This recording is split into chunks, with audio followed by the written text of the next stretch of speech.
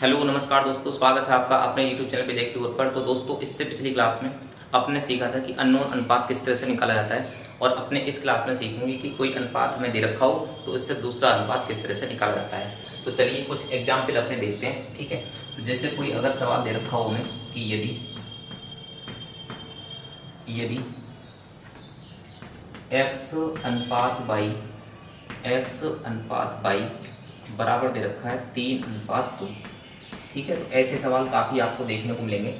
किस एक अनुपात हमें दे रखा होगा और एक अनुपात हमसे पूछ लेगा, ठीक है। जैसे मान लो हमसे पूछ लिया 2x प्लस बाई अनुपात 3x प्लस बाई, ठीक है। इसका अनुपात हमसे पूछ लिया कि भाई इस अनुपात का मान हमें ज्ञात कीजिए। तो ऐसे सवाल भी पेपर में हमसे पूछे जा सकते हैं अनुपात वाली क्लास में, ठीक है। अनुपात वाली एक्सरसाइज है। तो देखिए, हम जब ये वाली चीज़ अगर हमें दे रखी है तो हम किस तरह से माने।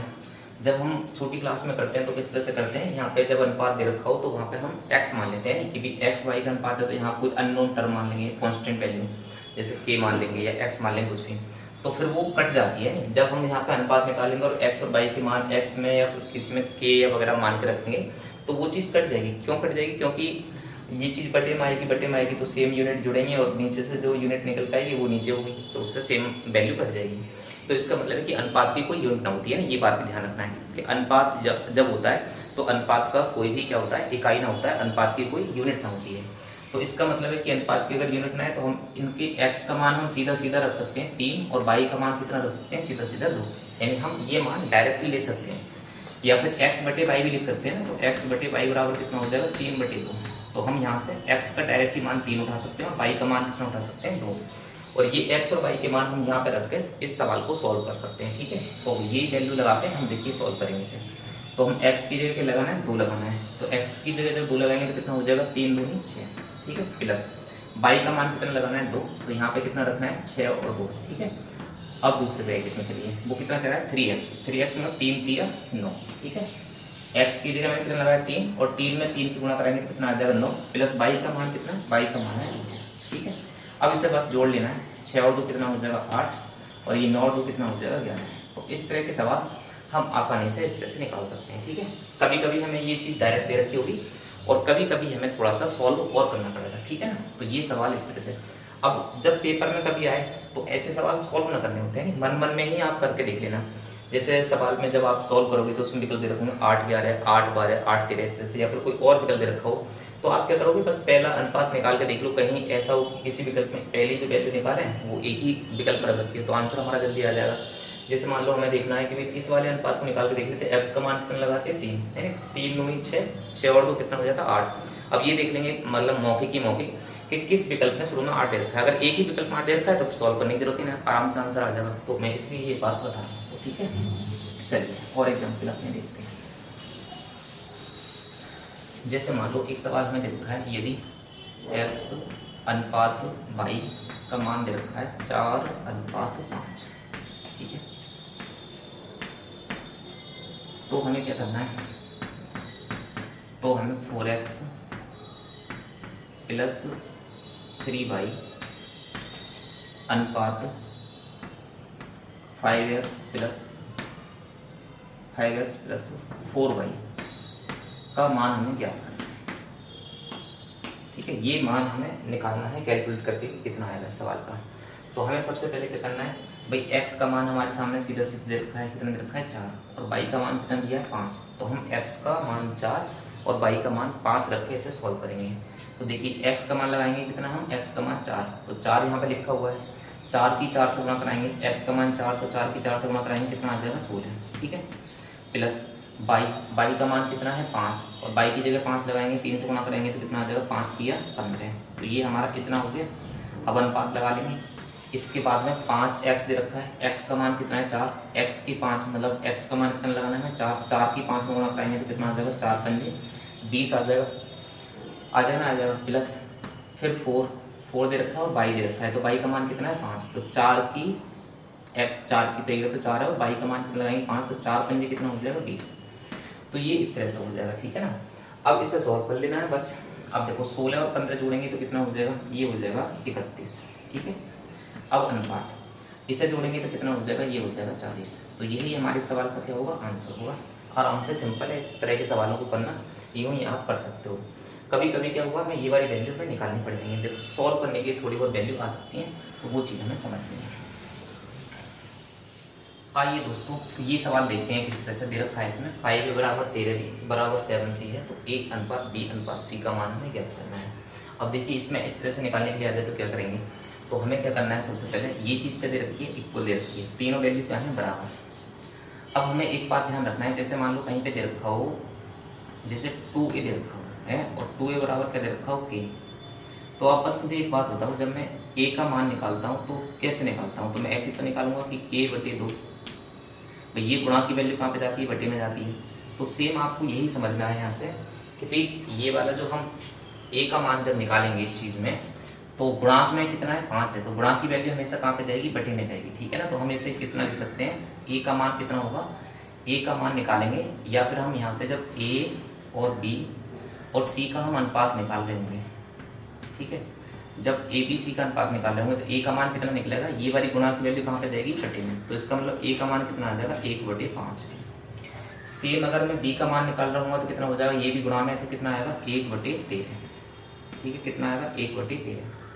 और सेम अगर मैं सी का मान निकाल रहा हूँ तो कितना आएगा, 1/7 आएगा।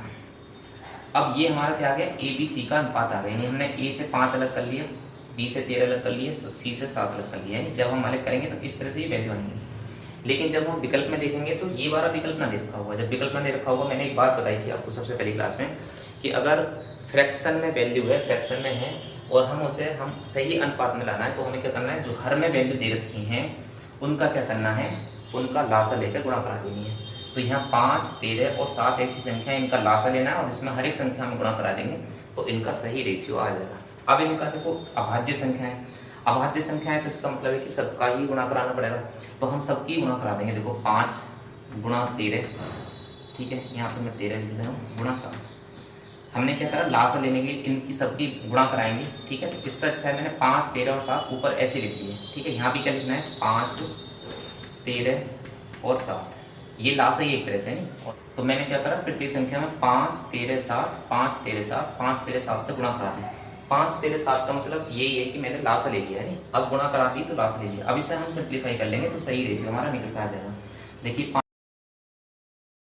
कितना आ जाएगा, 13 सत्ते 91, और यहाँ कितना आ जाएगा, 13 से ही 13 कट जाएगा, 5 सत्ते कितना आ जाएगा, 35 आ जाएगा, ठीक है। और यहाँ 7 से 7 कट जाएगा तो 13 पंजे कितना होता है, 13 पंजे होता है 65।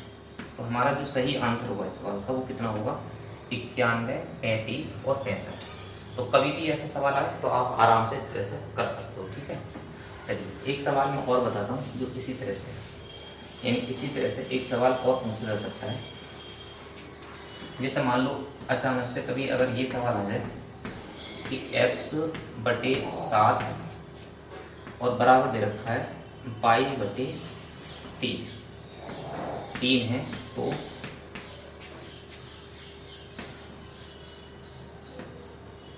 (4x = 3y), इसका हमें मान निकालना है कि इसका मान कितना होगा, ठीक है। 4x = 3y का मान हमें ज्ञात करना है। तो अब इस केस में क्या करना है, जब संख्या नीचे दे रखी हो, बटे में दे रखी हो, तो एक तो केस ये था कि अगर हमें गुणा में संख्या दे रखी है तो वो बटे में आ जाएगी, लेकिन अगर बटे की संख्या है तो वो गुणा में आ जाएगी। जैसे हम x का मान निकालें यहाँ से तो कितना आएगा, ये हम सॉल्व करेंगे, देखो तो क्रॉस मल्टीप्लाई हो जाएगा, ये हो जाएगा 3x बराबर कितना हो जाएगा, या फिर हम ऐसे कर सकते हैं, ये x ऐसे रहने दो, ये y इधर आ जाएगा, ठीक है, y इधर आ जाएगा, और ये 7 हम इधर ले जा रहे हैं तो कितना हो जाएगा, 7/3। अब ये उसी की तरह बन गया पहले वाले सवाल की तरह कि भाई x का मान कितना हो गया 7 और y का मान 3। तो ये मैं इसलिए समझा रहा हूँ, ये यहाँ से देखो सिंप्लीफाई इतना तो समझ में आ गया कि x का मान 7 है और y का मान 3। ये हम सीधा यहाँ से सिंपल समझ सकते हैं। अगर कोई बटे में संख्या रखी है ना तो वो अपने आप में उसका कोई मान होगा, यानी x का ये कितना मान है 7 और ये y का मान कितना है 3 है। बस ये मान लगा कर हमें सॉल्व कर लेने।